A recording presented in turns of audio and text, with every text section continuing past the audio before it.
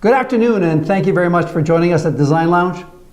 I'm Jean-Pierre, and I'm very fortunate today to have with us Jeff Ansell, author of the book, where the headline is You, and he'll be talking to us about branding in chaos and how to survive with the media-savvy consumers taking control of the media content. So Jeff, thank you very much for joining us. Thanks for the invitation, JP. Happy to be here. Well, that's great. So let's start. Why don't you tell us a little bit about yourself and your company? Well, Jeff Ansell and Associates is a company that focuses on media and crisis communications training. We help folks tell their story and along the way provide them with strategies to deal with tough questions, bad news, and oftentimes we work on some tough, high-profile, no-win situations. I'll give you an example.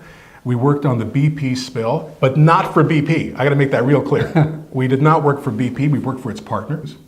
I've trained White House spokespeople. We've been on the Erin Brockovich case in California for a number of years.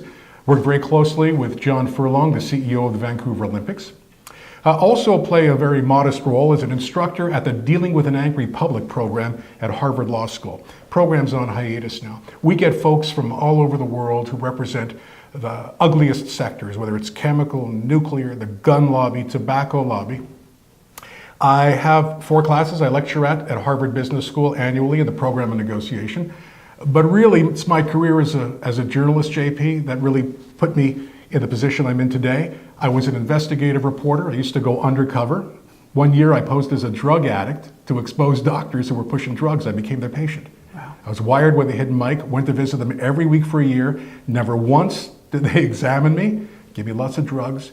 The end result was I testified against one of them in court. They lost their licenses for a while. Spent a year tracking Nazi war criminals across North America. I hated every second of it. I wanted to kill them myself. And we got one shipped back to Germany for trial. Investigated nursing homes here in the province of Ontario, got one closed, got some amendments to the Ontario Nursing Home Act. So I had a very activist career. Also was a news anchor at City TV. So I've written for newspapers, magazines. I'm very grateful for the background that I have. Obviously, you've had a very exciting past and present, and I'm sure the future.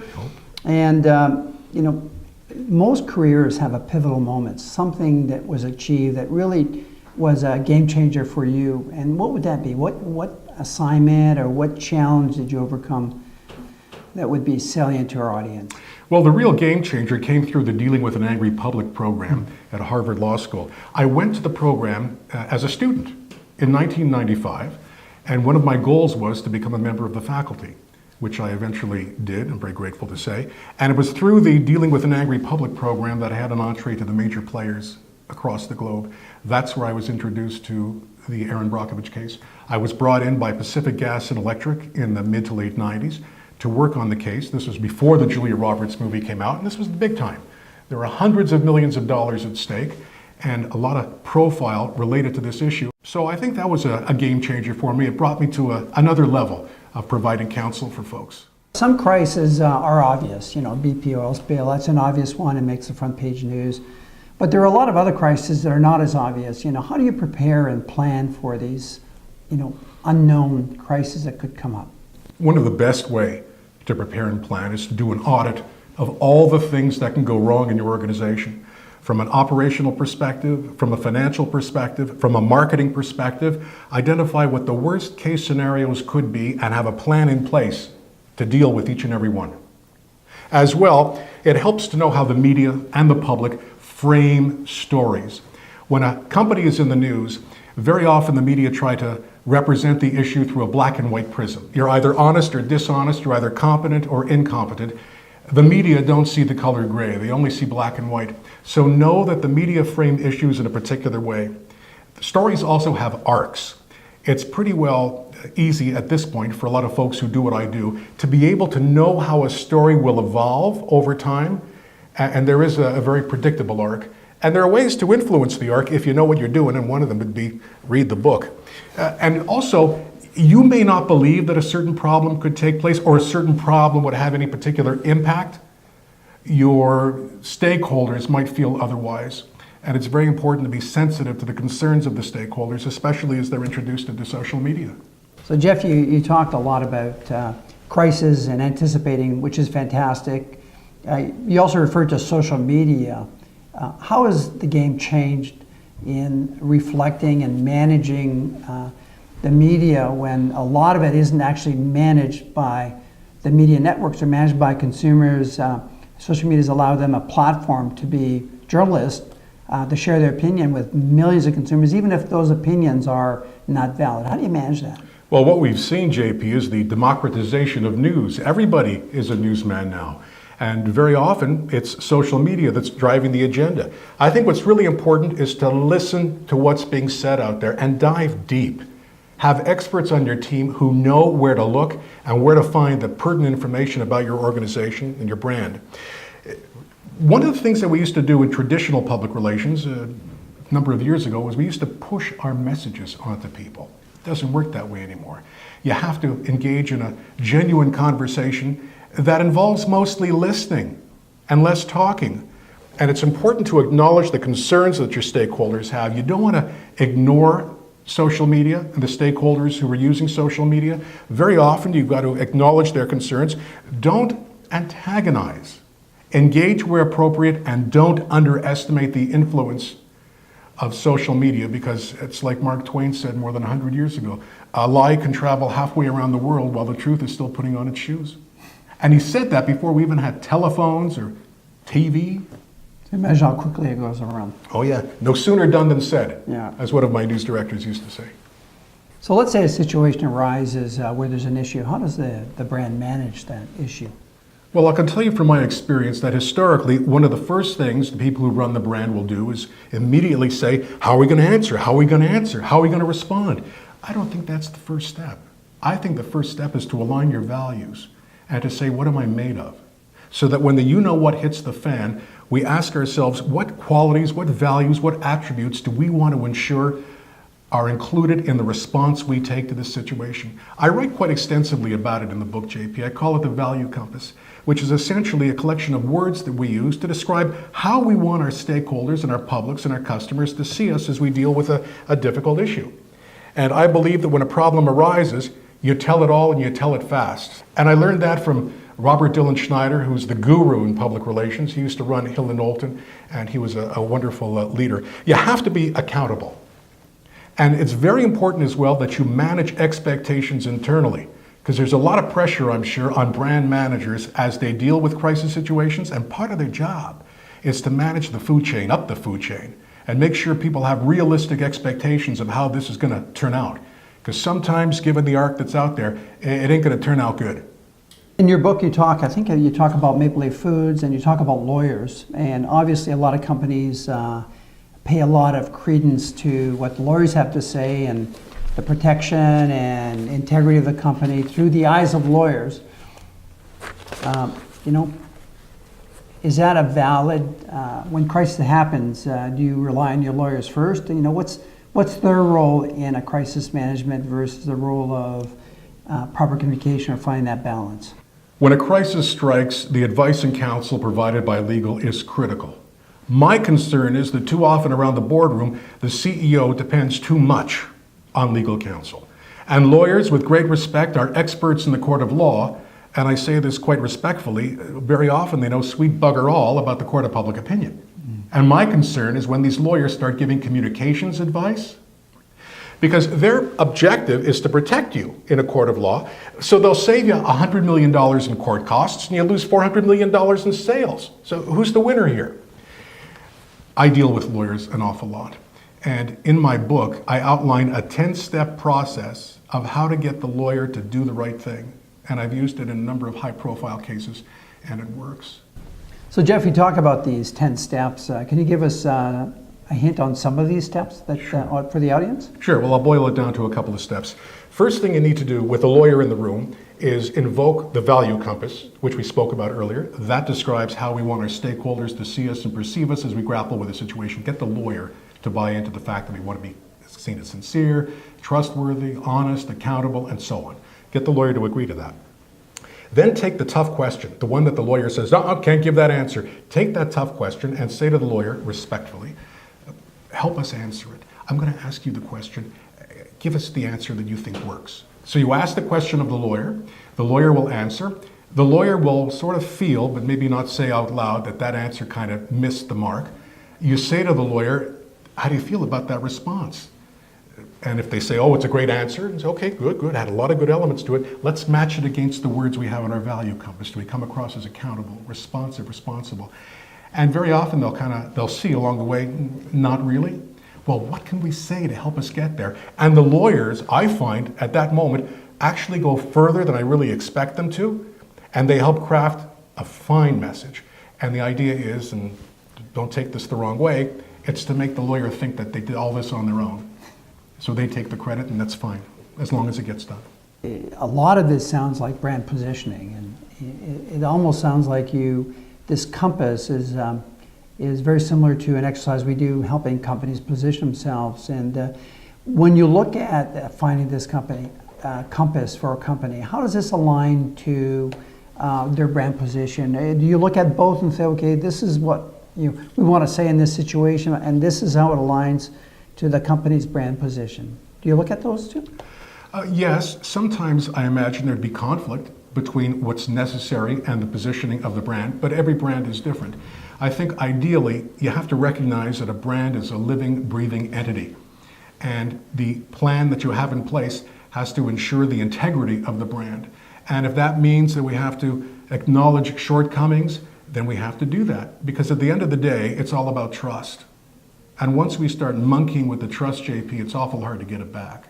So true, and a brand is a promise of performance consistently delivered. So obviously trust plays a very important role. Indeed. You know, we talked a lot about steps and processes. Can we put that in the context of a situation that you had to manage, or a case or a project that you've seen who have done it right, who have really applied a lot of the principles you share with us today? Well, I didn't work directly on this particular crisis, the Maple Leaf food scare, although I'm grateful to say that I have worked with Michael McCain in the past, and he really is a class act. For those who aren't aware of what happened, Maple Leaf Foods, which Michael is the CEO and has a good chunk of the business, they had a listeria outbreak which killed 22 people as a result of some problems with the meat processing that the company was engaged in. And Michael McCain was in the media every day expressing his concern and outlining in great detail the action steps his organization was taking to deal with the crisis. And I'll always remember one thing that Michael said, because it was bang on. He said that the last two people he's taking advice from in dealing with the crisis were his lawyer and his accountant. And I think that really speaks to values. And after that, of course, it was terrible. 22 people had died. The sales naturally went down, but they quickly shot back up within a year or so. And in fact, Michael McCain himself was named CEO of the year that year. And the people who did the voting? The media. So that just demonstrates that if you live your brand and you're truthful and honest, people will give you credit for that. I think people have tremendous capacity for forgiveness. We'll forgive the fact that you had this screw up, providing you acknowledge it and deal with it, but we will not forgive you if you're going to be a weasel in talking about it. And there are numerous examples of organizations that didn't own their problems, and it's really important to be accountable. I spoke earlier about the predictable arc in a bad news story. I've seen stories in this arc start on page 10, and because no one's taking accountability, they move to page 5, they move to page 3, and next thing you know, it's on page 1, above the fold, and by that time, not only is the organization taking accountability for the crisis, they're choking on it because it's been shoved down their throats. I believe when there's bad news, you invoke your values, you ask yourself what's the right thing to do. And sometimes the problem is such that you deserve to be vilified. And when that happens, take your shot in the kisser, and then tomorrow, after you're off the front page, with any luck, this story will be on the bottom of a birdcage.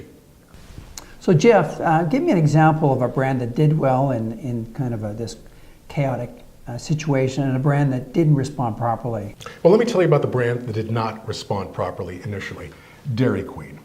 They ran an ad that featured a boy on a hook behind a door, flailing, while his brother is eating ice cream.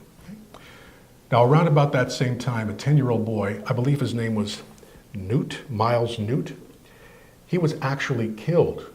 Somehow he was hung on the back of a door, something killed him, the boy died. So the boy's family was very, very upset. about this ad. And they called on Dairy Queen to stop running the ad. And Dairy Queen refused. And then the Newt family called for a boycott, which had some degree of effect, I suppose, because what Dairy Queen did after that was they pulled the spot in the community where this terrible event took place. Now contrast that with a story involving Tim Hortons. They ran a campaign called Get Mugged with Tim Hortons. I guess they were giving away coffee mugs or whatever.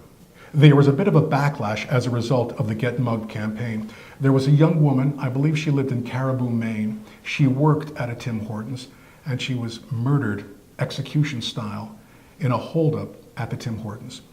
And the young woman's family was very upset because they thought the Get Mugged line trivialized what happened to their daughter. So they asked Tim Hortons, please, to pull the ad. And our mutual friend Nick Javor did, because he realized it was the right thing to do. So apologies is a very important, I guess, part of being trustworthy and honest and being reflecting of empathy for whatever situation arose. Is there times that you shouldn't apologize, and are there good examples of when you should apologize and how to handle that? I think the first thing you ask yourself is what's the right thing to do in any particular case.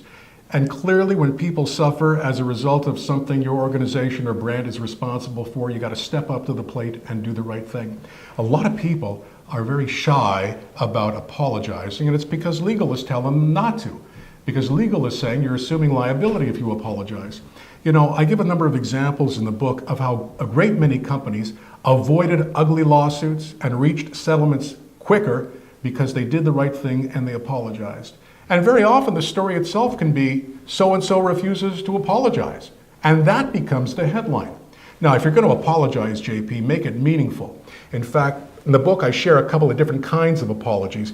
There's the one I call the non-apology apology. And this is the one where you say, I'm sorry if you were offended. So it's meaningless. Then there's the one that says the it's not our fault apology, and that would have happened to Bridgestone Firestone after their company was accused of producing defective tires. The CEO of the organization said, if we're deemed responsible for the accidents, that's another matter. However, there may be outside causes that caused the accident. So that wasn't ownership at all. Then there's the I drank too much apology. That's from our friend Mel Gibson. We all know the story on that one. And in fact, there's one that I call the groveling apology. And that would involve our friends at Mattel, who were doing some manufacturing in China, and there were problems with the quality. The ink or some element that was used in the manufacture of the product. And originally, the CEO of Mattel blamed the factories in China. And of course, the Chinese government was very upset with what Mattel said. And so they called on the CEO to deliver a groveling apology where Mattel takes full responsibility for the problems and exonerates the Chinese manufacturers. They made the CEO eat crow, major crow. One thing that's important to know is that a number of provinces across Canada and a number of states in the United States have in place legislation that's called the Apology Act. And what the Apology Act allows you to do is apologize without it being an admission of liability. And I tell this story again in the book of a number of companies that followed this approach, largely by starting off with the question, what's the right thing to do? So Jeff, give us an example of a good apology. Well, one would involve an environmental mishap that took place in Massachusetts. The Air Force Undersecretary of the Environment in the United States government offered the following apology following the mishap, and I'm quoting now. I'm sorry we polluted your water. I'm sorry we have not dealt with the investigation and cleanup in the way we should have. I will take responsibility for ensuring that the Air Force makes your community whole again. And in those 3 short sentences, the Air Force was able to validate the feelings of the community and begin the process of rebuilding a damaged relationship. That's great. And they were just being very honest. Just being very honest. And human. And human. Yeah. And genuine. What are some of the best practices in crisis communication, Jeff? First of all, plan, prepare, and test your crisis plan. And train your spokespeople, because you can have the best crisis communications, crisis management plan there is, but it's so easy for spokespeople to screw it up. Oftentimes that can happen even in a good news situation. So of course, as I said earlier, know what's being said, closely monitor mainstream and especially social media.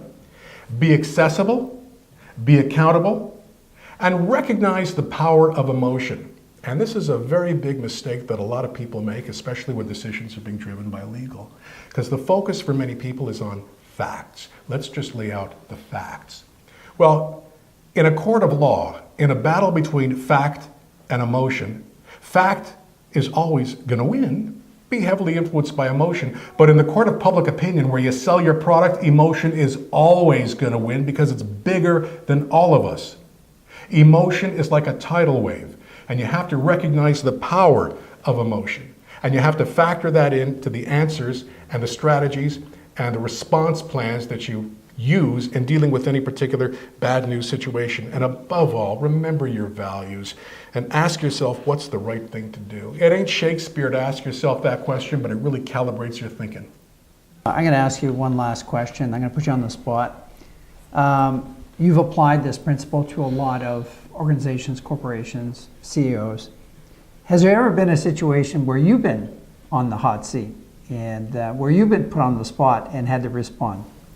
CBC was doing a documentary, the Witness series, on the public relations industry.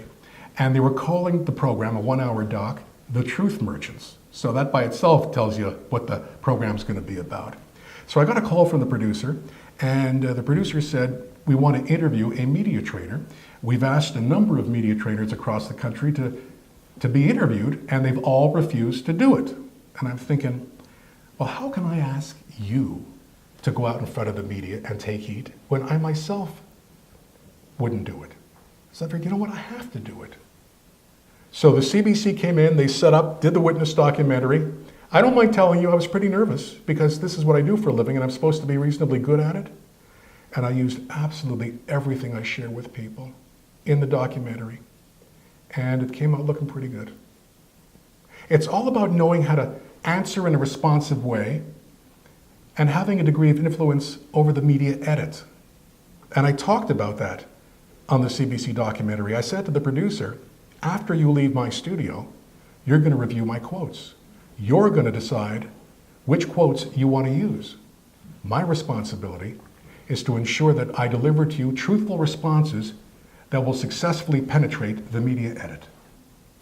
You know, it's interesting because I was reading your book, and actually there is a whole section on that, the soundbites that the media will use, and how you respond and answer a question without giving them fuel for the fire.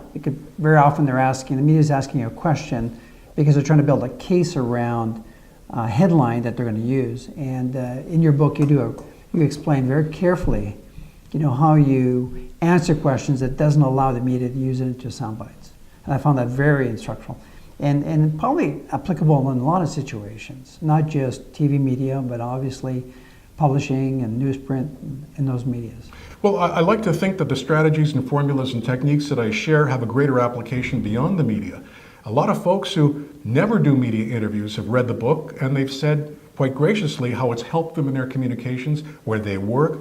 And I've even heard from people who've told me it's helped them in their family, and that's very, very gratifying to hear something like that. Is that the trust part of the book? The trust and owning your problems, and recognizing that sometimes doing the right thing hurts. It heals quicker, though, when you do that. So, Jeff, we're winding down. I'm going to ask you one last question. If you're going to leave one salient, soundbite for the audience, what would it be? Always ask yourself, what's the right thing to do? Money aside, lawyers aside, I find that when you ask that question up front, it gives you a lot of clarity. And then the idea is to take every message you deliver, every answer you give, every policy, process, and procedure that you speak about, and to filter it through those values, sentence by sentence, action by action. Because when you do this, especially in a bad news situation, it keeps you, ideally, from being the villain. Definitely, if you do it right, it keeps you from being the village idiot. Now, if it's a bad news issue and you've done something really bad, you may still be the villain. But maybe if you can be the small v villain and keep the brand and keep your job, then that's the victory. Jeff, thank you very much for coming. I really enjoyed the presentation. I got some great insights that I can apply in my career. I hope the audience, you've been able to apply the thinking and some of the applications. On the screen, you'll see a call-in number. Please dial the number, and we're going to leave the lines open for the next 15 minutes to answer any of your questions. I want to remind you that the book is When the Headline Is You. And Jeff, it's now available at edible.com? At audible.com. Audible.com. You can't eat it. You can't eat it. Good. You can listen to it, but not eat it. Okay, well, that's a good thing. Good. Thank you very much, and we look forward to hearing from you.